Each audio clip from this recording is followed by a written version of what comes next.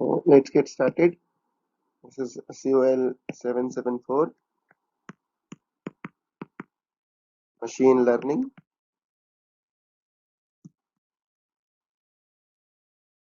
and today is April 24th, 2020. So remember, in the last class, we started looking at PCA, or Principal Component Analysis, right? Which is a technique for dimensionality reduction. Here is the diagram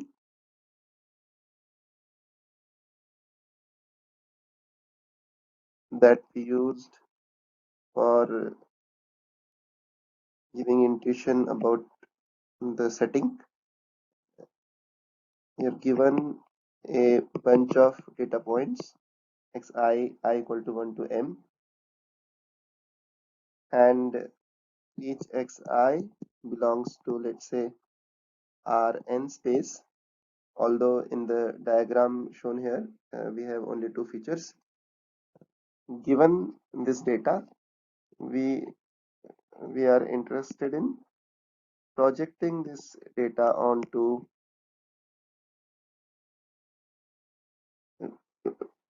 u1 up to uk, which is a subspace of Rn, right? So we want to find these vectors, which are also referred to as principal components,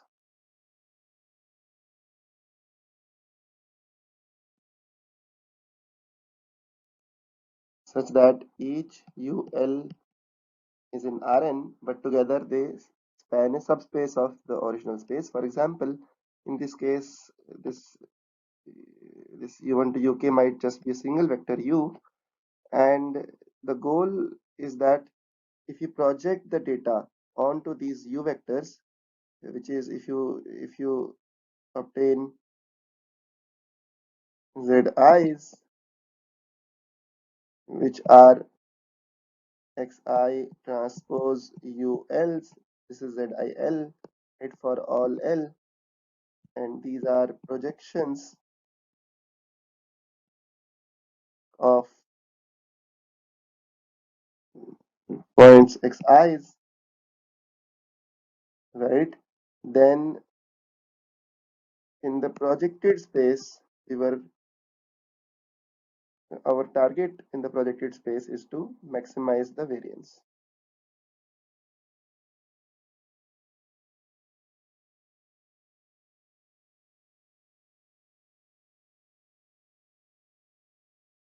Right? So once we project the data, right, for example, in this case, we have projected, let's say, the data onto this line, right? And after projection, if we compute the variance of the resultant data, then we are looking for such use so that the projection, um, the variance of the projected data is maximized, right? This was the objective. Our goal then is to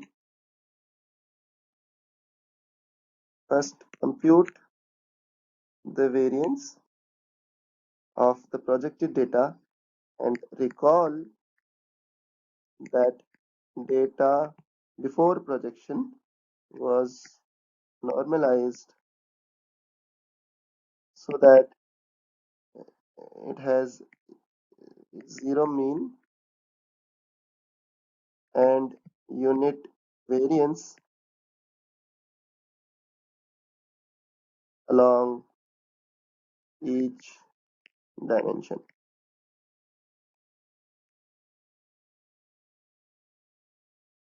Okay.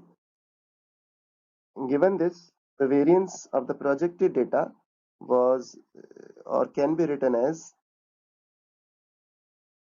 ZIL summation over I equal to 1 to m square 1 by m. This is the projection along the lth dimension, or this is the variance along the lth dimension, and then sum over all dimensions. Right? This was nothing but xi transpose ul square I equal to 1 to m 1 by m L equal to 1 to k. This was, or this can be written as ul transpose xi transpose ul I equal to 1 to m 1 by m L equal to 1 to k.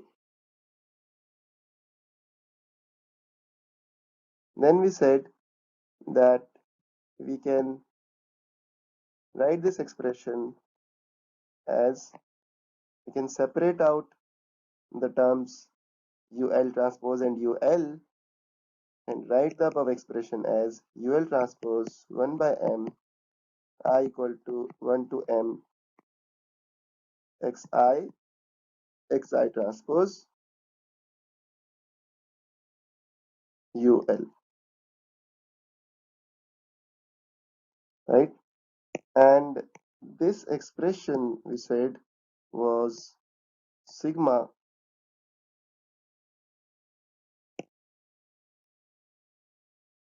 which is the empirical covariance matrix for the data.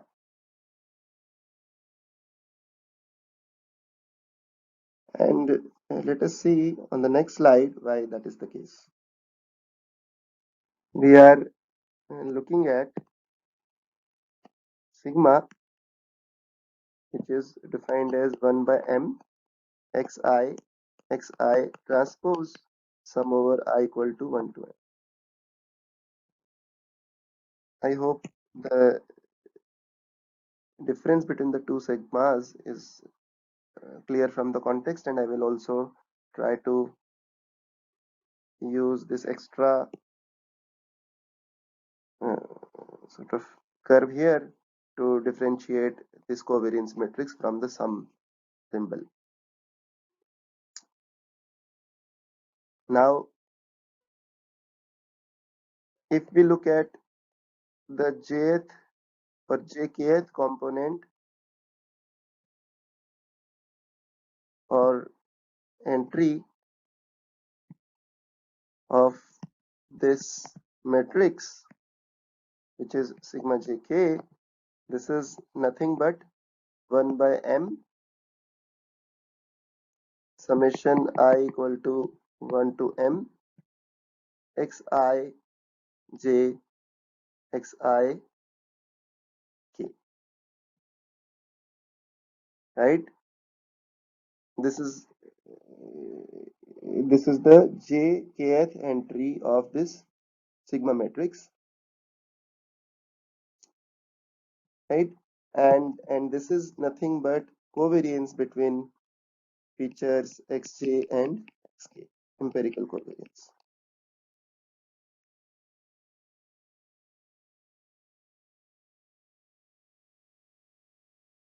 right? Recall here that we have used the fact that all the features, right, the mean has been made 0 along each feature dimension, right? Therefore, the sigma that we obtained, right, or rather this xi transpose sum over I equal to 1 to m 1 by m matrix is the empirical covariance matrix. Given this, we get variance of, right, total variance in the projected space can be written as L equal to 1 to k sum over all the projected dimensions ul transpose sigma, which is the empirical covariance matrix UL. Okay, given this expression, now recall that our objective is to really find those U1 to UL which maximize this variance in the projected space. Therefore, our objective can be written as argmax U1 to UL of L equal to 1 to K UL transpose the covariance matrix sigma UL, and this is subject to constraints. It's subject to following constraints. One, UL norm should be 1. That is, we are looking for unit vectors, which makes sense, right, in the projected space, or unit vectors which span the projected space, or the space that we want to project on. And also they should be orthogonal to each other, which means UL1 transpose UL2 is equal to 0 for L1 not equal to L2, right? So these vectors UL1 and UL2, which are spanning the space that we want to project on, if L1 is not equal to L2, then they should be orthogonal to each other, which means that UL1 transpose UL2 should be equal to 0. And note that this condition mod UL square is equal to 1 can also be written as UL transpose UL equal to 1, right? So these two are equivalent expressions. Let us proceed on the next slide. Now let us try to understand the maximization of this expression, which is nothing but the expression for variance or total variance in the projected space, UL transpose sigma UL, and we will try to derive this when K equal to 1, right? This is U1 to UK, right? So assuming that there is only one projected direction, right? There is only one component that we are looking to project on, then we will try to derive this when K is equal to 1, and the result that we will see sort of generalizes to the case when we have more than one components.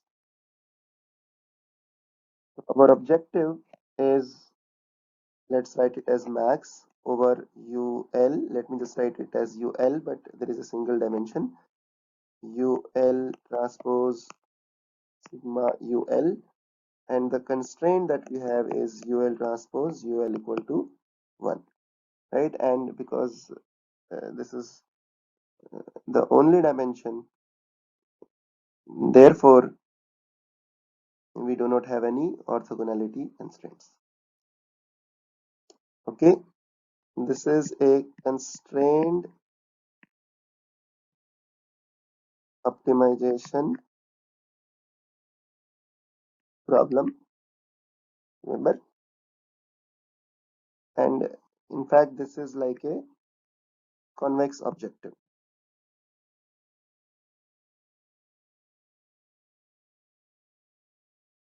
right? In fact it's a quadratic expression in UL,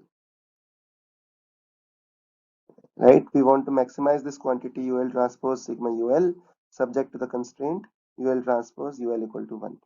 And recall from the notes or from the discussion on SVMs, we can use the method of Lagrangians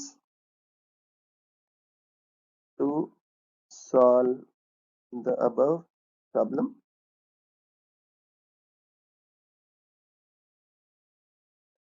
Note that this is a maximization problem, but in SVM we dealt with a minimization problem, but they are very similar or analogous to each other, right? So what we can do in constrained minimization, almost exactly the same thing can be done in constrained maximization.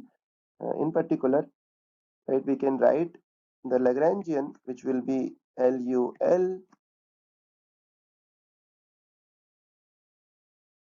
lambda, where lambda is the Lagrange multiplier,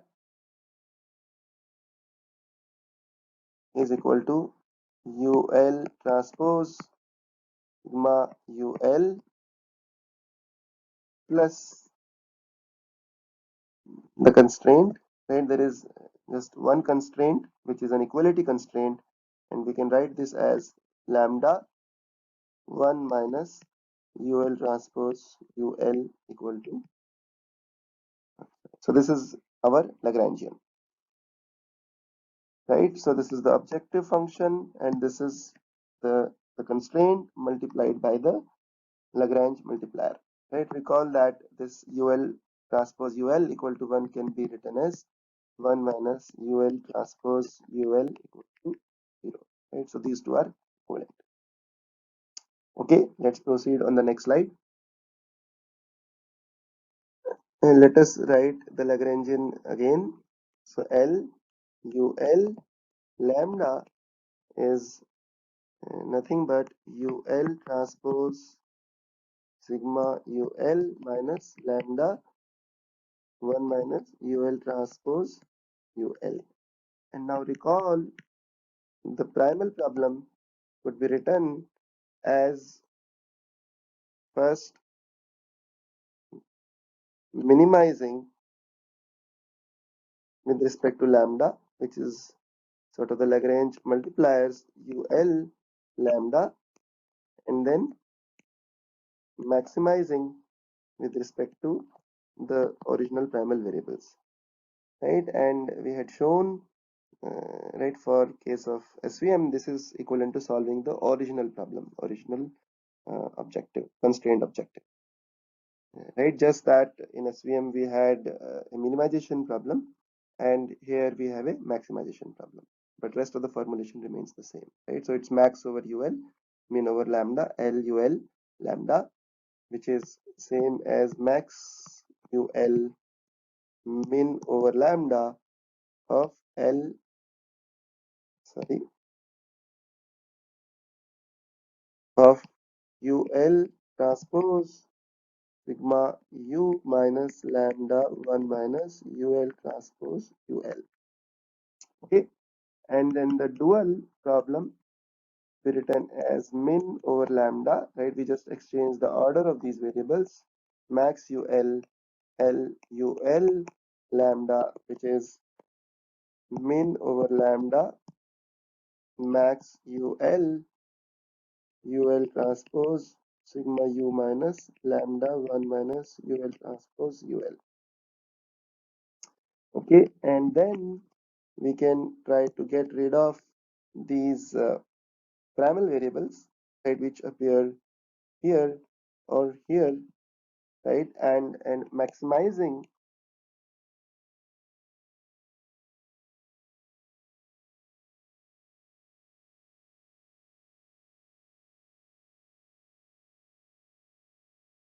let me find maximizing with respect to UL, right, the derivative should vanish, the gradient should vanish. Therefore, what we get here is that the gradient of the Lagrangian with respect to UL should vanish, and Lagrangian is nothing but UL transpose sigma U minus lambda 1 minus UL transpose UL. Okay, and if we compute the gradient of this comes out to be, this is a quadratic expression of the form theta transpose A theta, right? And the gradient, because the sigma is the empirical covariance matrix and therefore it is symmetric, Therefore, the derivative of this expression UL transpose sigma u is 2 sigma u, derivative of minus lambda is 0, and or it should be all plus, right? So in fact, this is all plus all through. This is all plus here, right? It is not minus. Let me correct it. This is minus, but this is plus. Okay, so 2 sigma u, derivative of lambda is 0, minus lambda into ul transpose ul derivative or gradient is 2ul,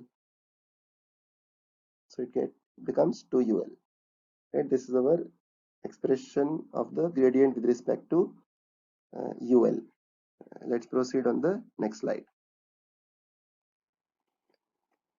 Therefore, what we get here is the gradient with respect to ul of ul transpose sigma u minus lambda 1 minus plus here 1 minus ul transpose ul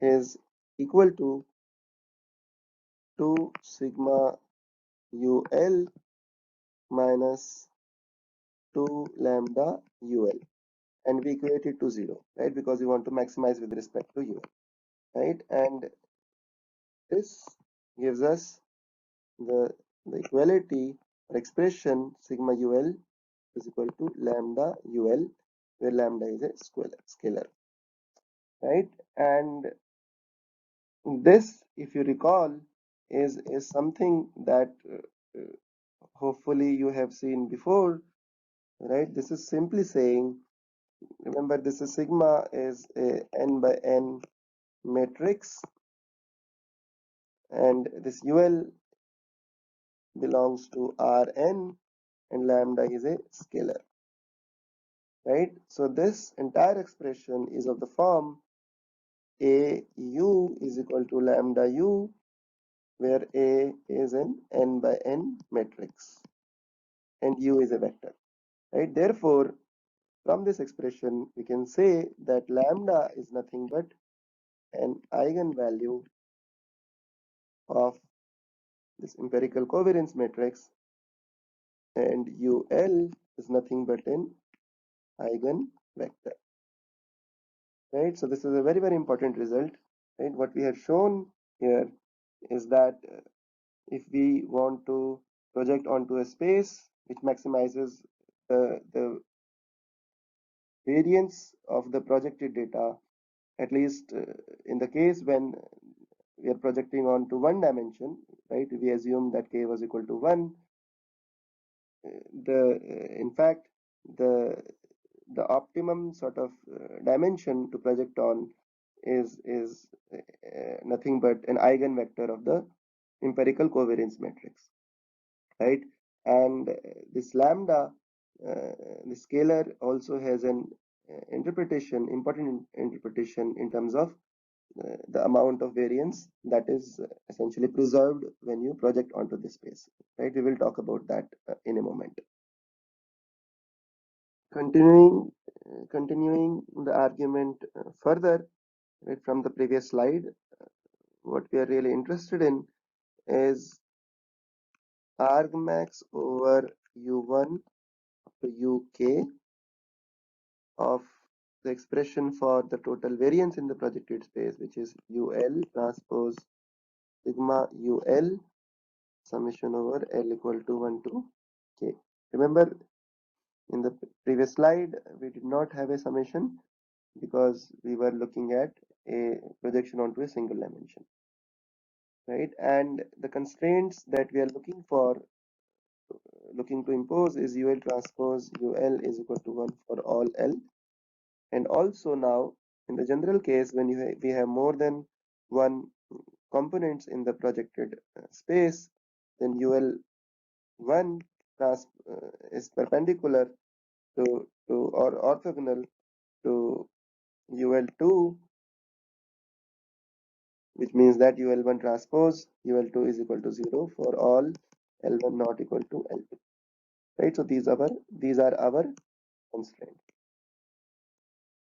right? So this is the general form of the optimization problem that we want to solve, and we showed in the previous slide that the solution to this is nothing but the u vectors are the eigenvectors of this empirical covariance matrix, at least in the case when we are projecting onto a single dimension, right? And without proving this explicitly, right, will just state this result, that the solution to above problem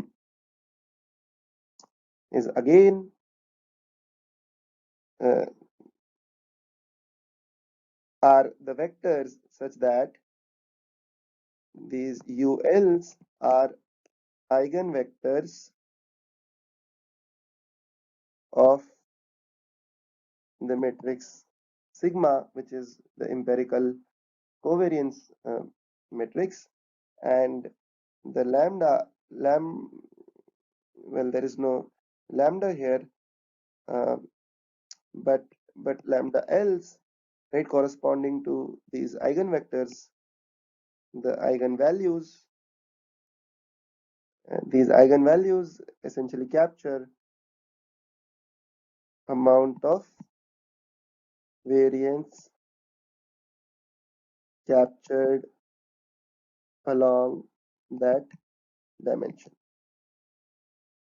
right? And one important detail is that these UL are, not arbitrary eigenvectors, but eigenvectors corresponding to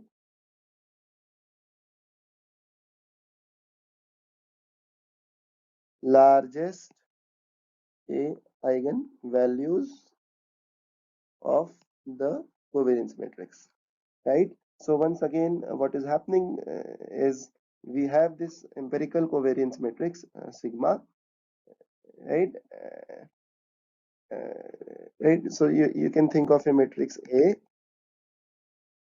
right, which is essentially sigma here, and we are trying to find the eigenvalues and eigenvectors of this matrix, and this A or sigma is essentially a symmetric matrix of real entries, and if it is a symmetric matrix, and also in fact this is a positive semi-definite matrix, right? Because empirical covariance is positive semi-definite, right? Recall the definition of positive semi-definiteness was Z transpose A Z is greater than equal to 0 for all C, right? So this was the definition of positive semi-definiteness, right? Here the Z is different from the Z projection that we have used in the previous slide, but this is the definition of positive semi-definiteness, and this empirical covariance matrix is positive, right? It's a matrix. First of all, it is symmetric. It has, of course, real entries, and it is because it is a covariance matrix. It's in fact um, also positive semi-definite. And for positive semi-definite matrices, right, you can show that that all the eigenvalues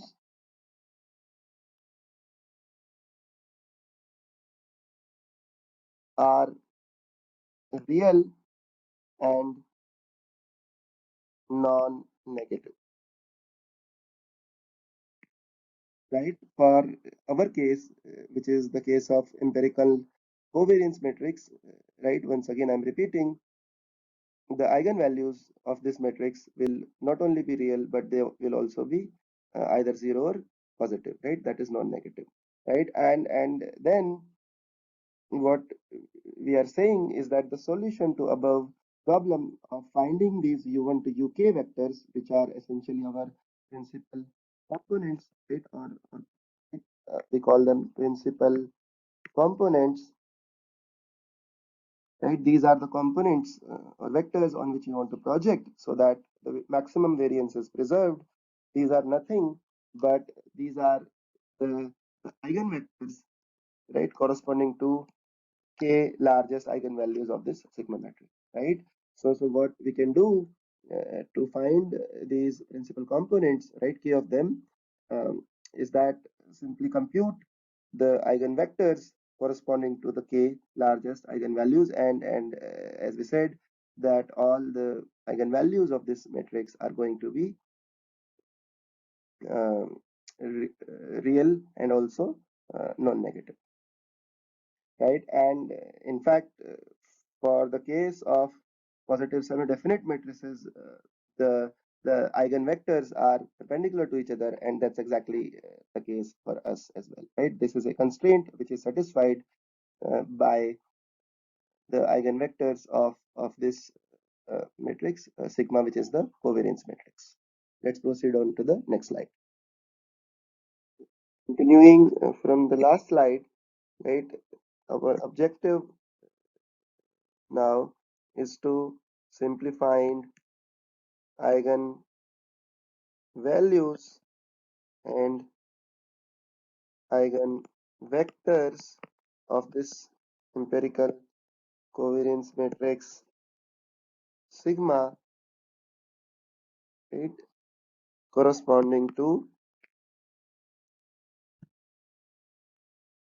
right, so we want to find u1 up to uk, which are eigenvectors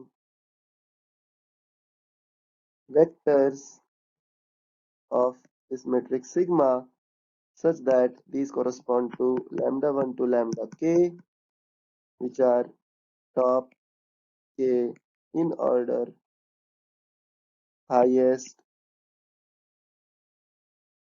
eigen values of the covariance matrix sigma, right? And this is interesting because what we are saying is that the the the u1 to uk are essentially the principal components, right, which are the eigenvectors of this matrix, and u1 corresponds to lambda 1, which is the highest eigenvalue, u2 corresponds to lambda 2, which is the next highest eigenvalue, and so on and so forth. And not only that, lambda l is sort of proportional to amount of variance captured along ul, right? And what is interesting to note, again I will state it without a proof, is that if k is equal to n, right, so if we in fact project on the same number of components as the original space, then this projection will be lossless, right? So this projection onto sort of this u1 to uk will be lossless if we start with the number of components which is same as the original dimension. But what we have done here is that we have essentially found these new sort of dimensions or new subspace, so that the first dimension, which is u1, is the dimension, right, which sort of captures the maximum possible variance if we were to choose a single vector, right?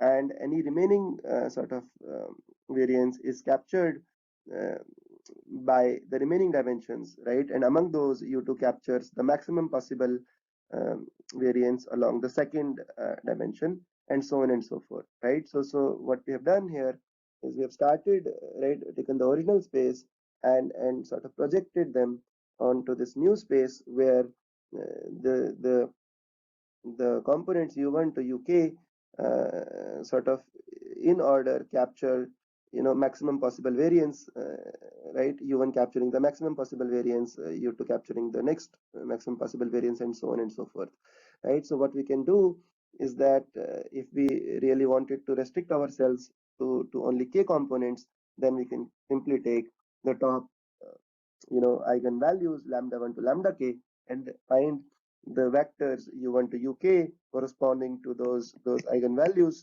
and this will be sort of our optimal subspace to project.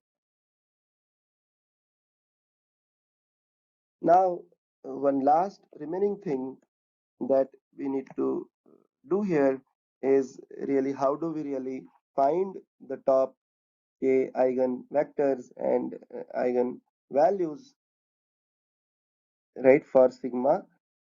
There are two techniques to do this. One is called eigen value decomposition, and the second one is called SVD, which is called the singular value decomposition,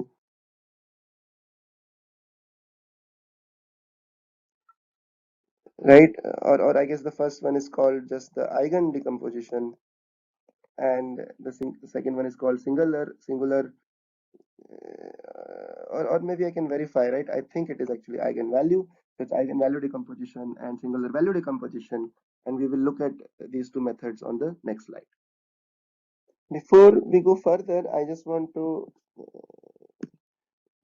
illustrate or show something, right, with the help of an example, just to clarify some of the points that we made on the previous slide. Right, suppose, right, this is your data, right, in the two-dimensional space. This is your x1 and this is your x2, right, and these are all your points, right, scattered in the space x1 and x2, right, and as you can see that the points are correlated, right. The sort of the expanse of the points along x1 is correlated with x2, right, and what PCA would do in this case, right, finding these principal components, what it would do is that the first component will probably lie along this, right, maybe let's say there are a few more points here, right, so the first component will lie along this line, which is, let's say, u1, right, which captures most of the variance in the data, right, and the second, right, so if this is the only dimension, if you're looking for a single dimension, data will be projected onto this.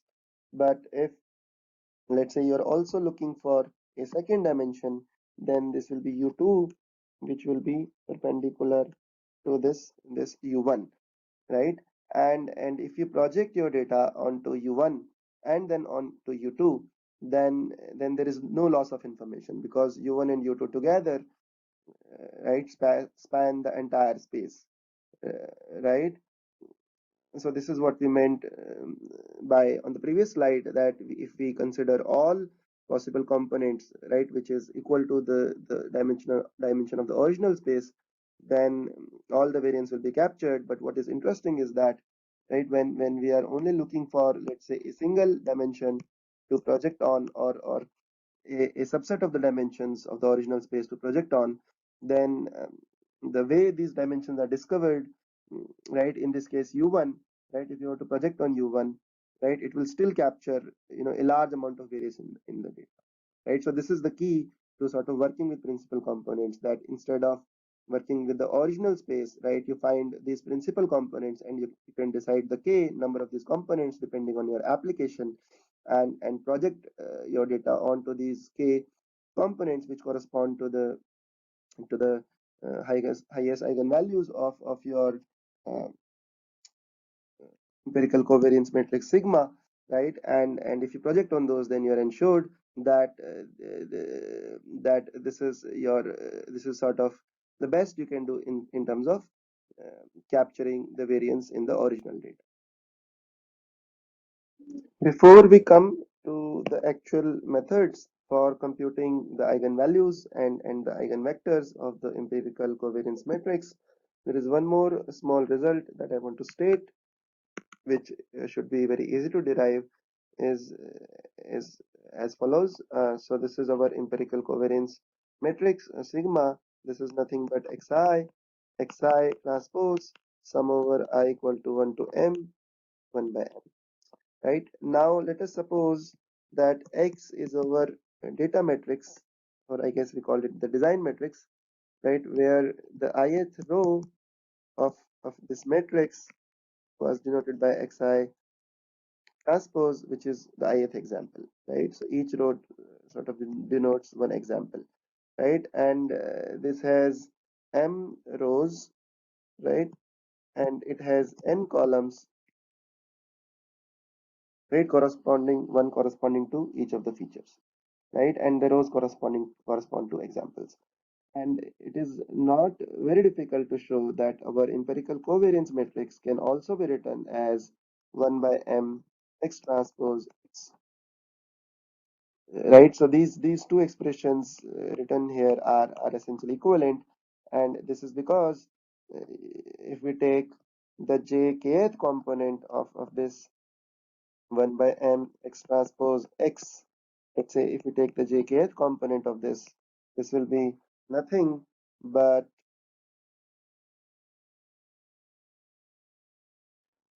but xi j xi k sum over I equal to 1 to m 1 by m, which is nothing but the jkth component of the sigma matrix, right? And I will sort of urge you to do this as your homework, to in fact show that these two expressions are equivalent. Therefore, right, our problem now reduces, right, given this equivalence, our problem now reduces to finding the top k eigen values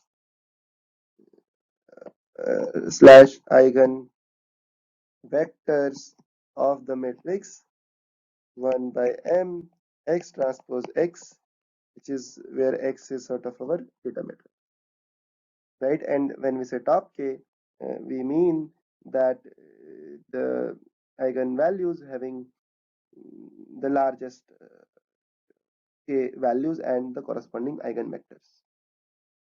Okay, let's proceed on to the next slide. Finally, we come to the last part, which is computing the top k eigenvalues for x transpose x 1 by m matrix, right? And let us denote this by a, right? So we will denote this by a matrix, and we want to compute the top k eigenvalues and corresponding eigenvectors of this matrix A. And remember that A is symmetric, also positive, semi-definite, right? Uh, because this is essentially the empirical covariance matrix.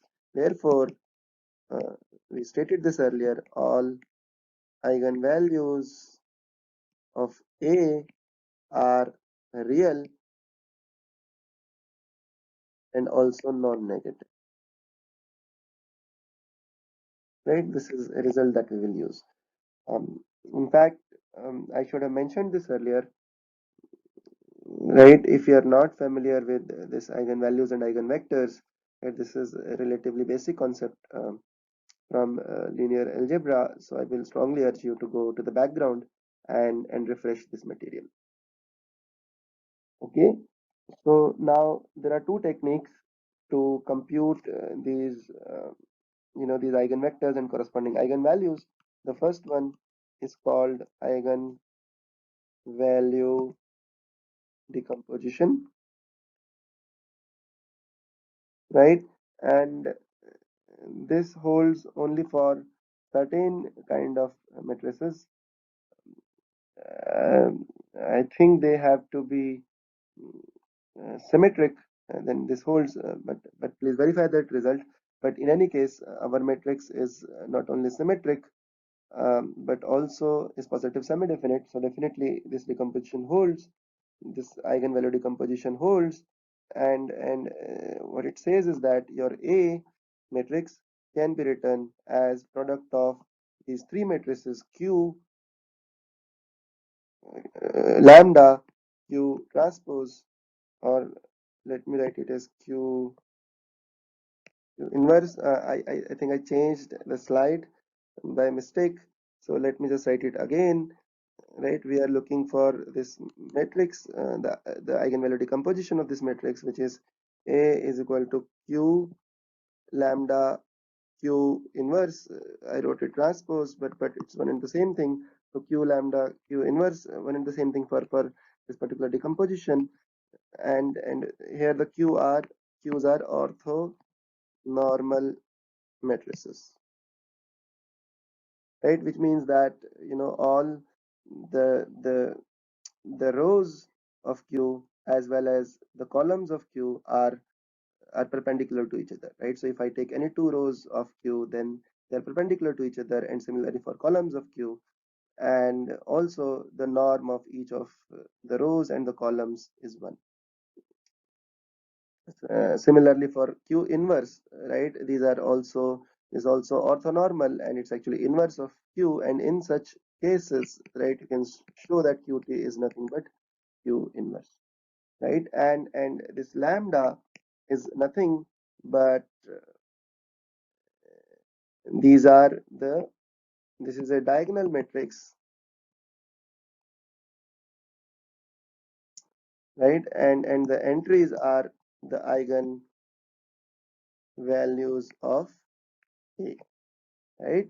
And the corresponding columns, right, corresponding to the entries of this diagonal matrix in Q are the columns of Q, right? Each one corresponding to the corresponding uh, entry in the diagonal matrix are nothing but eigen vectors of A, right? And this is great, and right, so and this is a square matrix that's of size n by n, and typically right, this will take order n cube time to this eigenvalue decomposition, right? And this is great because uh, given this decomposition, right, we can actually find out the eigenvectors and the corresponding eigenvalues. And note that we can order our matrix lambda and q in such a manner that we can read off the top eigenvalues and the corresponding eigenvectors. I will say more about it in the next slide when we go to the next technique.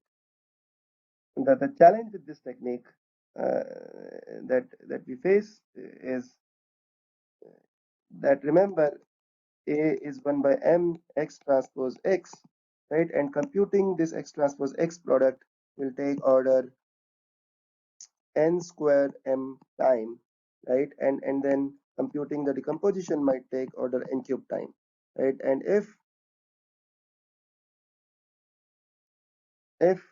your n is much greater than m, right? For example, in case of images, right, we may have of the order of, let's say, 10,000 images. I'm just cooking up this number, right? This is the number of your examples, but your n would be significantly more, right? If you are dealing with images of, let's say, 1,000 pixels, then it might almost be 1 million, right? And therefore, in such spaces, this computation can be extremely costly, right? Because there is order n cube and order n square m computation. And the next technique, which is SVD, singular value decomposition, is able to rectify this by computing these eigenvalues and eigenvectors in a slightly different manner, and I will describe that on the next slide. Just so that there is no confusion, let me sort of recap what we have done on the last slide. This A is n by n matrix, right? And we've written this as product of right. This is eigenvalue and decomposition of the previous slide. Right? We have written this as product of these three matrices, right? Uh, Let me write it here. right? This is our matrix Q. This is the lambda matrix, which is a diagonal matrix. So this will be lambda 1 up to lambda n. Right? This Q matrix is essentially the columns here are eigenvectors of A, right? So let's say if this is Q1 and this is Q2 and so on up to, let's say, Qn, right? And then there is a correspondence between, let's say, if I take the second sort of eigenvector, this corresponds to lambda 2 here, right? And this Q matrix, this is Q transpose, right? Here, this is simply the rows of this are the eigenvectors of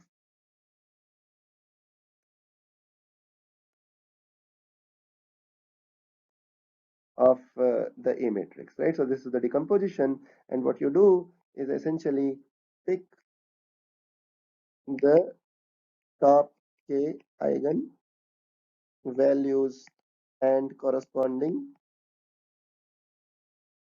eigen vectors, right? Which are the columns of this Q matrix. Okay, let's proceed on to the next slide. Uh, so in a similar spirit, right, we will look at what is referred to as SVD, which is singular value decomposition, right, which is another technique to find the the eigenvectors and eigenvalues of this matrix X transpose X, and there is 1 by m here. We'll just drop it for simplicity of the notation, right? But doesn't matter because everything gets sort of multiplied by 1 by m, right? So we'll just deal with this X transpose X, and again let's just refer to this as A, and right, as I said, do not worry about this 1 by m factor. Everything can be multiplied later by this 1 by m factor. It doesn't really matter for the core of our computation, right? So if SVD says that suppose our A matrix is of this form X transpose X, right? And then what we can do is that, right, in fact, this decomposition is not in particular for this X transpose X, right? But this decomposition, SVD decomposition, takes any matrix which is M by M cross N, right? So what we will do is we will actually compute SVD for X and then derive some results about eigenvalues and eigenvectors of X transpose X, right? So we'll sort of go other way around, right? We'll state what is SVD, singular value decomposition for a matrix X, and X could be any arbitrary matrix, and from that we will derive results about X transpose X. That is what we are interested in, right? So the SVD decomposition says that any matrix X which is M by N can be written as product of three matrices, which is U, then D, and then a matrix V transpose, right? So this is U, D, and V transpose, where U is M by M matrix, right? D is sort of a diagonal matrix in the sense that and we'll assume that M is less than N here, less than equal to N, right? And the other direction is sort of similar or symmetric, but let's just do this decomposition for the case where M is less than N. Then this D is sort of diagonal in the sense that the first M sort of columns are diagonal, right? And all the rest remaining, right? This is sort of the remaining m n minus m components of this D matrix. They are zero, right? So this D is M by N, right? And this is diagonal in this following sense that the first M by M entries, right, only diagonal entries are non-zero, right? Everything else here is zero, everything else is zero, and the remaining columns of this D matrix are also zero, right? And then this the transpose matrix is a n by n matrix, okay. And further, this U and V are orthonormal matrices, right? U is orthonormal and V is also an orthonormal matrix, right? What does that mean? That as stated earlier, right, all the columns of U are perpendicular to each other, right? They are orthogonal to each other, and also the norm of each of them is 1, right? And again, read about orthonormal matrices if you are not sure, or if you need more details. But the columns are orthogonal to each other, and also the rows are orthogonal, and each one of them, right, each row and each column has norm 1, right? Similarly for V, right? And it can be shown that any matrix X can be decomposed in this form, which is called the SVD decomposition, which is a product of these three matrices U, D, V of the form given here, right? And right, but what is interesting is that two things, right? So let's first look at how, why this is useful. And this is useful for us because the result says that if we have a matrix X transpose X, which is A, then we can do SVD over X, and then the result says that first, the columns of the V matrix in this case are eigen vectors of A, which is X transpose X, right? This is sort of the first result, uh, right?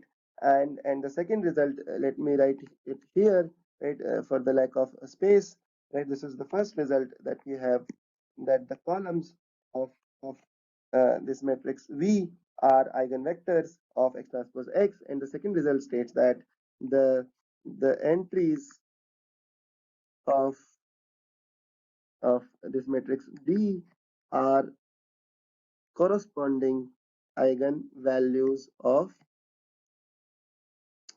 or rather, the entries of D are square roots, are square roots of eigenvalues of X transpose X, and there is sort of one-to-one correspondence, right? So what happens in this case is that there are m sort of non-zero eigenvalues, and remaining are zero, right? And there is one-to-one correspondence, just like in the eigen decomposition case, that is, the sort of the uh, um, first eigenvalue here corresponds to sort of the first column of V, which is, because this is V transpose, this will correspond to this row, and so on and so forth, right? So there is a one-to-one correspondence between eigenvalues and eigenvectors, right? Therefore, what we can do is that we can take the top uh, k sort of eigen values from this D matrix, right, and extract the corresponding columns of V, which will give us the desired eigen vectors, which are nothing but principal components, right? And finally, right, the complexity of this entire operation, right, I guess I found slightly varying sort of results on this, but I think the best sort of I could get is its order m square n, mean of order m square n, and order n square m, right? So it's mean of m square n or n square m, right? And which is, you can see, is much faster than order n cube sort of computation on the previous page, right? Because if m is less than n, then we could solve this using order m square n, right? And what again, what are we saying? We are saying that you take your sort of X matrix, this is your data matrix, to SVD on it, right? Compute this U, D, V transpose, and columns of V are essentially the eigenvectors of your X transpose X matrix, which are exactly the principal components that you are interested in, and right, you pick those eigenvectors which correspond to the eigenvalues, maximum eigenvalues, in the D matrix. I think I should stop here, and we will continue this in the next class.